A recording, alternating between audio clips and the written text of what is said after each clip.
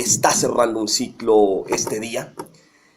En el caso de Jaime Chaires, quien ha sido tan generoso de acompañarme no pocas veces en varias mesas en este activísimo 2016, hay un punto de encuentro que nos une, y es el hecho de que, bueno, yo conocí personalmente a Jaime Chaires por Federico Campbell. Es decir, lo que nos unió fue Federico Campbell en un seminario de periodismo narrativo que impartió en la primavera de 2002 en el CUT Universidad de Tijuana. Una semana muy productiva de intercambios, de charlas realmente muy, muy ricas. Y es paradójico porque fue también por Jaime Chaires, por un mensaje suyo, por quien me enteré una triste tarde, oscura tarde de febrero de 2014, que Federico Campbell acababa de fallecer en la Ciudad de México. Me dio esta noticia cuando esta noticia todavía no se conocía, todavía no trascendía en los medios. Y creo que esa noticia y esa tarde fue el punto de partida o la semilla que sembró el deseo de hacer este libro. Y vuelvo nuevamente al eterno retorno, a las coincidencias y a cómo todos los ciclos se cierran. Hace exactamente un año regresé de la Feria Internacional del Libro de Guadalajara, y el día que regresé venía bajándome del avión. Del aeropuerto me fui para el Secut para reunirme con Pedro Ochoa. Y bueno, ese día, que era justamente el día siguiente al final de la FIL, pues platicando, Pedro me dijo que el Secut me apoyaría para publicar este libro. Y bueno, exactamente un año después, pues aquí estamos sentados juntos presentándolo ante todos ustedes, lo cual, bueno, yo lo interpreto como que realmente hay señales, hay círculos, hay caminos que siempre bifurcan, y este, bueno, ha bifurcado aquí en la feria más grande del mundo de habla hispana. Yo creo que los autores, que los libros, los buenos autores y los buenos libros suelen ser como el vino, están vivos, son cuerpos vivos, y sobre todo son cuerpos que pueden ir cambiando conforme pasa el tiempo y pueden incluso mejorar conforme pasa el tiempo.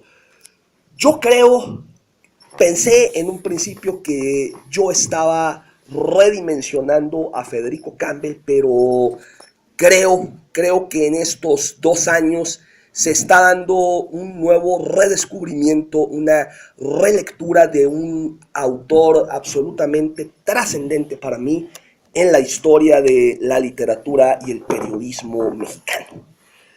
Es cierto, como dice Jaime, lo ideal sería que Federico estuviera aquí, lo ideal sería que Federico no se hubiera tenido que ir. Creo que si existiera el genio de la lámpara, lo que yo le pediría, lo que más desearía sería que Federico hubiera podido leer este libro, que no hubiera sido un libro póstumo. Me encantaría que Federico hubiera podido leer un libro mío como es Vientos de Santana, que es de una influencia campbelliana total. Él fue una fortísima influencia en mi narrativa, y es algo que estoy cada vez más descubriendo y sorprendiéndome a mí mismo hasta qué punto Federico Campbell me ha influido en mi camino de vida, es decir, como una influencia tanto como maestro como ejemplo de vida, es decir, alguien que supo mantenerse siempre en el umbral, a menudo complicado, un matrimonio conflictivo y casi siempre imposible entre periodismo y literatura. Realmente Federico Campbell logró mantenerse en ese umbral, logró bordearlo. Y es increíble porque yo leo sus textos ahora de Máscara Negra, sus textos de la era de la criminalidad, de la invención del poder, y son textos que no tienen fecha de caducidad. Yo veo ahorita con asco y terror el fenómeno Trump en Estados Unidos, vemos el derrumbe mexicano que estamos viviendo, y me doy cuenta que leyendo a Federico Campbell 20 años antes, 30 años antes, eso lo veo reflejado. Reflejada la mafia y el poder, la corrupción inherente al aparato del poder, y su crítica siempre puntual, siempre certera, pero a la vez dimensionada siempre desde un punto de vista literario, que es a mi juicio lo que vacuna sus textos contra la fecha de caducidad. O sea, nosotros podemos leer perfectamente una novela como es Pretexta o El cronista enmascarado y nos damos cuenta que es algo terriblemente vigente. Ahora con tantas...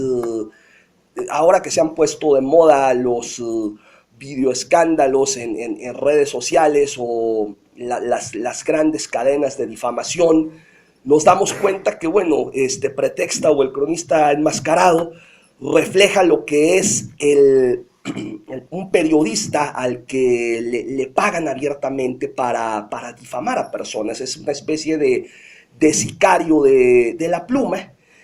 Y me llama mucho la atención porque, bueno, yo en un principio, cuando yo empecé a leer a Federico Campbell a mediados de los 90, yo lo veía o lo interpretaba como, bueno, es un periodista con filias literarias, un periodista que sin saberlo me recomendó y me introdujo al mundo de muchísimos autores. Es decir, antes de conocer yo formalmente, de conocer personalmente a Federico Campbell, empecé a leer a algunos autores porque él los recomendaba en su columna. Tal es el caso de Javier Marías.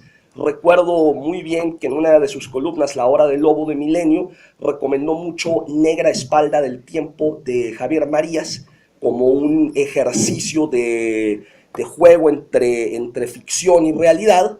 Fui, compré ese libro inmediatamente, lo leí y paradójicamente pocas semanas después conocí personalmente a Federico Campbell. Era el año 2000 y en aquella ocasión fue una entrevista en el periódico donde yo laboraba, Frontera, y le dije, mire Federico, este libro lo estoy leyendo porque usted me lo recomendó. Y así también por Federico empecé a leer, por ejemplo, a Joseph Conrad, a Raymond Chandler, obviamente a Leonardo Sciascia, que es su gran faro literario, y bueno, Federico es el responsable de que en México se conozca la obra de Leonardo Sciascia, a quien él tradujo. Y bueno, posteriormente, 2 años después, me tocó coincidir una semana con Federico en este seminario de periodismo narrativo que les platicaba Jaime Chaides. Y a partir de ahí empecé a verlo con cierta regularidad cuando venía a las ferias del libro de Tijuana o algunas ocasiones que andaba él aquí de visita. Sin embargo, una ocasión particularmente intensa, la recuerdo cuando lo visité en su casa en la colonia Condesa para hacerle una entrevista. Era una tarde de verano, una tarde de agosto.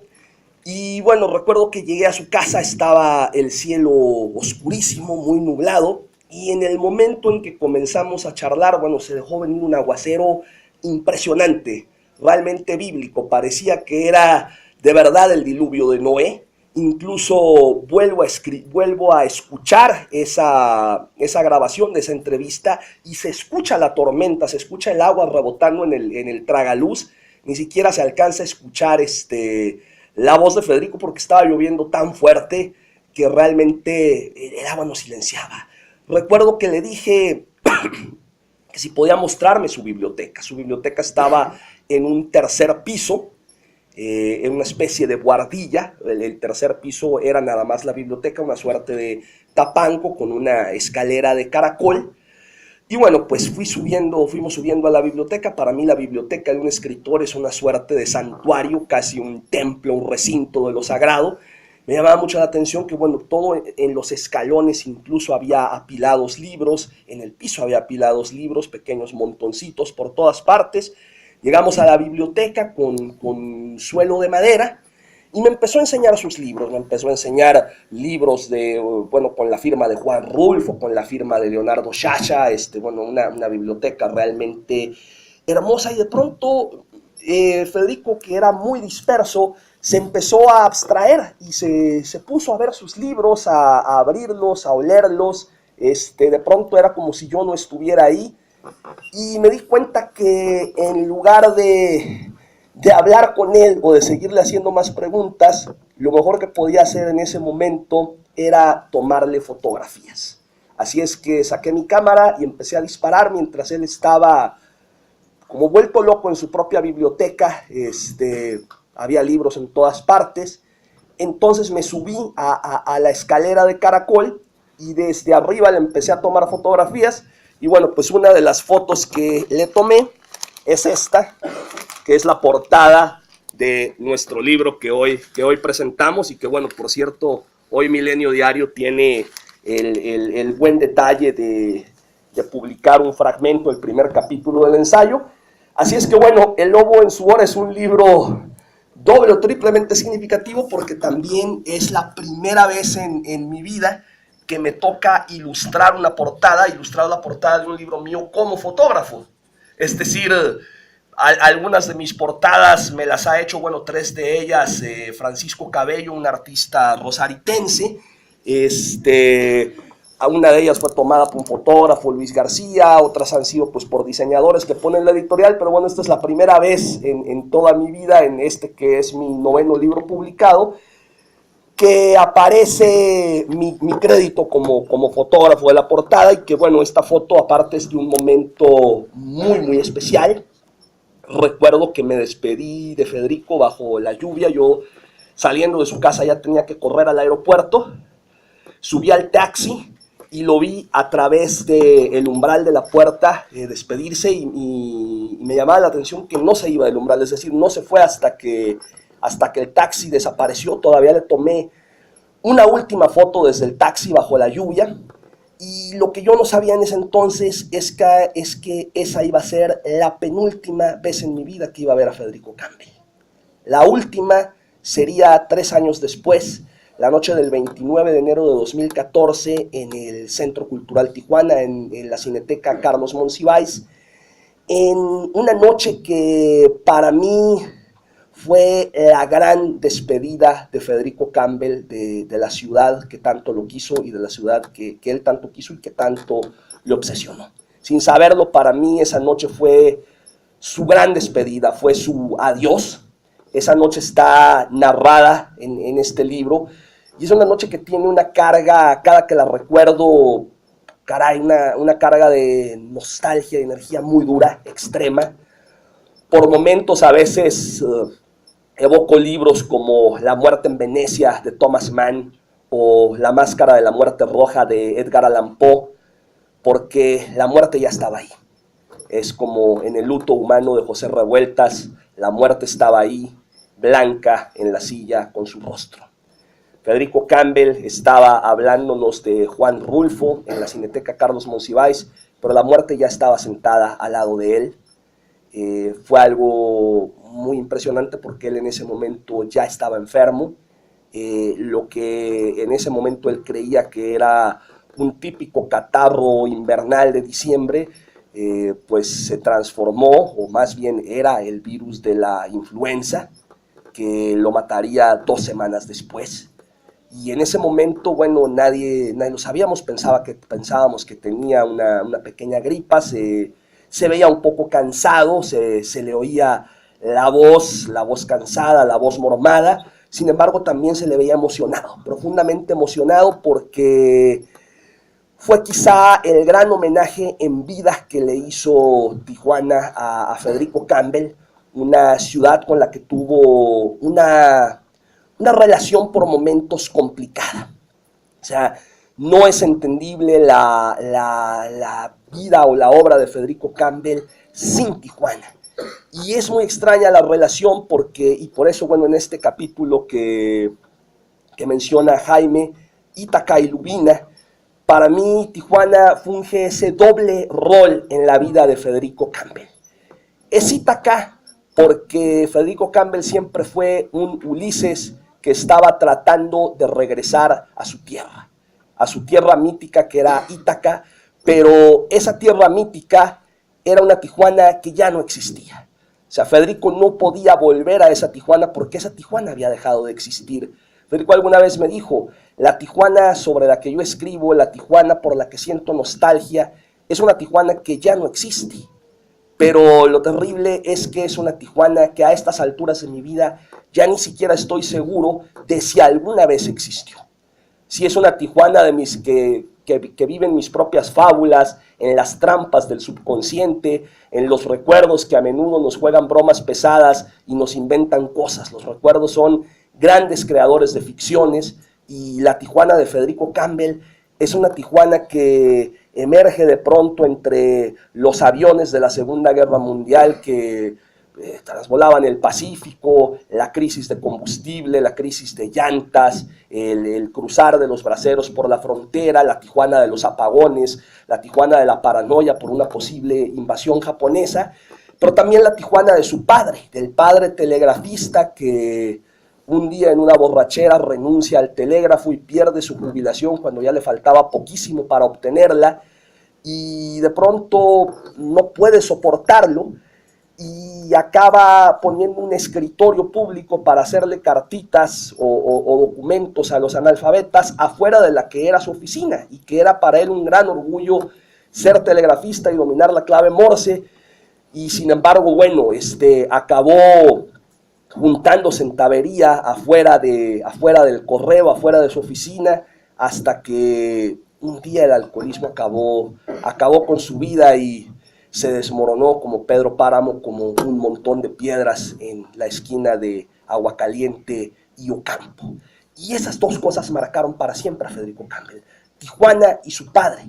Y es paradójico porque Federico quería salir de Tijuana y quería huir de su padre, pero sin embargo ni Tijuana ni su padre salieron nunca de él, ni salieron de su narrativa. Para mí su narrativa es un ejercicio constelar, una verdadera constelación familiar al estilo Bert Hellinger, o un verdadero diván de psicoanalista en donde mira a los ojos de su padre, como es ese fantástico ensayo que es Padre y Memoria, en donde, bueno, rememora lo que la sombra paterna ha representado en la obra de tantos creadores, empezando por Kafka o Mozart, en donde, bueno, un padre autoritario, un padre dominante, acabó por ser una figura castrante, una figura que no lo dejó en paz nunca. Entonces, Federico siempre estaba volviendo a esa Tijuana, a esa Tijuana que era su Ítaca, pero al mismo tiempo Tijuana era como Lubina, ese pueblo de Juan Rulfo, a donde una vez que se llega no se puede escapar. O sea, aunque Federico vivía en la colonia Condesa, aunque Federico vivió algún tiempo en Washington y viajó mucho por Italia y fue un trotamundos, lo cierto es que Tijuana fue como Lubina. Tijuana nunca salió de él, y él nunca salió de la ciudad de sus recuerdos. Y quizá por ello creo que este libro, si bien es la historia, es una biografía intelectual de Federico Campbell, creo que es también una historia de la literatura en Tijuana, porque no es concebible la literatura en Tijuana sin la influencia de Federico Campbell. O sea, inclusive aquella generación de narradores que fueron fuertes en los finales de los años 80, 90, que en algún momento se volvieron particularmente regionalistas y que quizá abjuraban de Campbell por parecerles que Campbell retrataba una Tijuana que ya no existía, una Tijuana que no tenía nada que ver con su vida, y que no tenía que ver con la Tijuana actual. Y sin embargo, yo creo que no es concebible la narrativa, la literatura baja californiana o norestense sin la influencia de Campbell. E insisto, creo que es una influencia que se va a redimensionar y que se está revalorando. Yo en verdad festejo, celebro que estos 2 años haya habido tantas reediciones de Campbell. Por ejemplo, el Centro Cultural Tijuana publicó Regreso a Casa, en donde vienen algunos textos inéditos de Federico sobre Tijuana. El Fondo de Cultura Económica publicó La Era de la Criminalidad, en donde compila Máscara Negra, La Invención del Poder y La Era de la Criminalidad. Se traduce al italiano La Memoria de Sciascia, con, bueno, los recuerdos del tiempo que estuvo Campbell conviviendo con Leonardo Sciascia en Sicilia en 1988. Y bueno, ahora se reedita por parte de la Secretaría de Cultura Periodismo Escrito, que para mí, bueno, es un libro que hoy es más necesario que nunca. Hoy que realmente con toda esta avalancha de falsedades y mentiras en donde decir noticias falsas a cambio de conseguir 1000 likes instantáneos se ha vuelto la moda en redes sociales. Bueno, yo creo que hoy más que nunca la credibilidad y la ética son las armas indispensables de un periodista. Entonces me emociona saber que nuevas generaciones de reporteros, que nuevas generaciones de comunicadores puedan leer periodismo escrito. Yo creo que en estos 2 años que han transcurrido de su muerte, ya se van a cumplir casi 3, en febrero de 2017, se está redescubriendo a Federico Campbell, se le está revalorando. Yo mismo, para mí, este fue un libro que realmente empecé quizá la semilla desde aquella tarde en que Jaime me dio la noticia de su muerte. Y recuerdo que esa noche del 15 de febrero, me puse a releer Transpeninsular. Transpeninsular es un libro muy significativo porque habla también de la historia de un personaje como es Fernando Jordán, un periodista absolutamente misterioso y genial que hizo un gran trabajo de reportajes en las haciendas enequeneras de Yucatán, en la Sierra Tarahumara de Chihuahua, y que se perdió en la península, que viajaba por la península de norte a sur acompañado de una muñeca que iba junto con él en el jeep, y que bueno, murió en circunstancias extrañas, muy posible suicidio, en la casa de su amigo el Che Avente, Atilio Avente, un piloto paraguayo veterano de la Guerra del Chaco que vivía en La Paz. Paradójicamente, el seudónimo con el que mi trabajo ganó el premio José Revueltas fue precisamente Atilio Avente. Y fue muy significativo, por ejemplo, estar en La Paz escribiendo un nuevo redescubrimiento, una relectura de un autor absolutamente trascendente para mí en la historia de la literatura y el periodismo mexicano. Es cierto, como dice Jaime, lo ideal sería que Federico estuviera aquí, lo ideal sería que Federico no se hubiera tenido que ir. Creo que si existiera el genio de la lámpara, lo que yo le pediría, lo que más desearía sería que Federico hubiera podido leer este libro, que no hubiera sido un libro póstumo. Me encantaría que Federico hubiera podido leer un libro mío como es Vientos de Santana, que es de una influencia campbelliana total. Él fue una fortísima. Y es paradójico porque fue también por Jaime Chaides, por un mensaje suyo, por quien me enteré una triste tarde, oscura tarde de febrero de 2014, que Federico Campbell acababa de fallecer en la Ciudad de México. Me dio esta noticia cuando esta noticia todavía no se conocía, todavía no trascendía en los medios. Y creo que esa noticia y esa tarde fue el punto de partida o la semilla que sembró el deseo de hacer este libro. Y vuelvo nuevamente al eterno retorno, a las coincidencias y a cómo todos los ciclos se cierran. Hace exactamente 1 año regresé de la Feria Internacional del Libro de Guadalajara, y el día que regresé venía bajándome del avión. Del aeropuerto me fui para el Secut para reunirme con Pedro Ochoa.